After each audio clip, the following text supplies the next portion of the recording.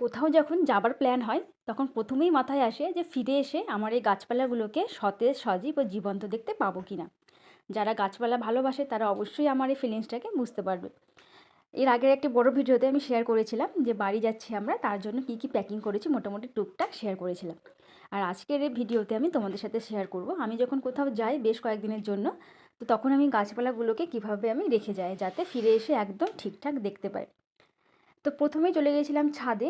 ছাদে আমার গাছ বেশি নেই, কিন্তু এই শীতকাল পড়াতে না কিছু কিছু গাছ যেমন কামিনী, রঙ্গন, গাঁদা, ডালিয়া গাছগুলোতে কেমন একটা হয়ে গিয়েছিলো, মানে প্রচুর রোদের দরকার হয়। তো সেই কারণে আমি কটা গাছকে একটু মানে উপরে রেখে এসেছিলাম। তো গাঁদা গাছগুলো ফুল দেওয়া শেষ হয়ে গেছে, গাঁদা গাছগুলোকে আমি কয়েকদিন আগে নিচে নামিয়ে এসেছিলাম। আজকে কামিনী আর রঙ্গনটাকে নিচে নামিয়ে আনলাম। আর ডালিয়া গাছটাতে আর ফুল মনে হয় দেবে না, কারণ দুটো ফুল দিয়েছে, তারপরে গাছটা একদম মানে নেতিয়ে গেছে। তবুও নিচে এনে রাখলাম। আর এই জায়গাটা হচ্ছে আমাদের ফ্ল্যাটের করিডোর। তো এইখানে আমি যাওয়ার সময় সব গাছপালাগুলোকে বেশি করে জল দিয়ে রেখে যাই, আর কাউকে বলে যায় যে একটু জল দিয়ে দেবে। আমার রুমের সামনে গীতাদি আছে, তো ও সবসময় জল বলে আসলে ও জল দিয়ে দেয়। তো এবারও তাই গীতাদিকে বলে এসেছি যে আমার গাছপালাগুলোকে একটু জল দিয়ে দিও, আর তুলসী গাছটাকে রোজ জল দিও। না হলে আমাদের ফ্ল্যাটে যে ঝাড়ু দেয় একজন আন্টি আছে, তাকেও যদি বলে আসতাম যে একটু জল দেওয়ার জন্য, তো সে প্রতিদিন ঝাড়ু দিতে আসার সময় জল দিয়ে দেয়।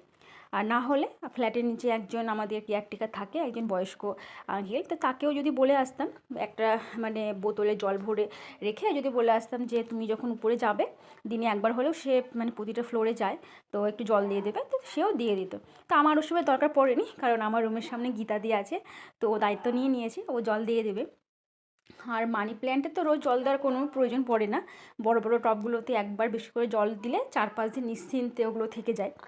আর যে গাছগুলোতে রোজ জল দেওয়া প্রয়োজন সেগুলোতে আমি বাইরে রেখে এসেছি, যাতে মাটিটা শুকিয়ে গেলে জল দিয়ে দিতে পারে। আর এই ভেতরের গাছগুলোতে একটু বেশি করে জল দিয়ে দিলাম।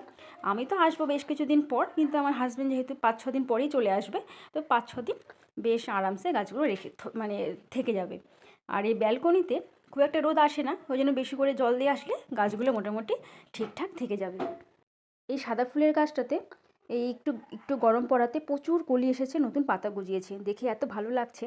তো ব্যালকনিতে যেহেতু শীতকালটাতে মানে এই টাইমটাতে খুব একটা রোদ পায় না, তো ওইগুলোতে একটু বেশি করে জল দিচ্ছি নিশ্চিন্তে। আর যে বড় তুলসী গাছটা ছিল, তুলসী মন্দিরটা, সেটাকে তো আমি আগেই করিডোরে রেখে এসেছি।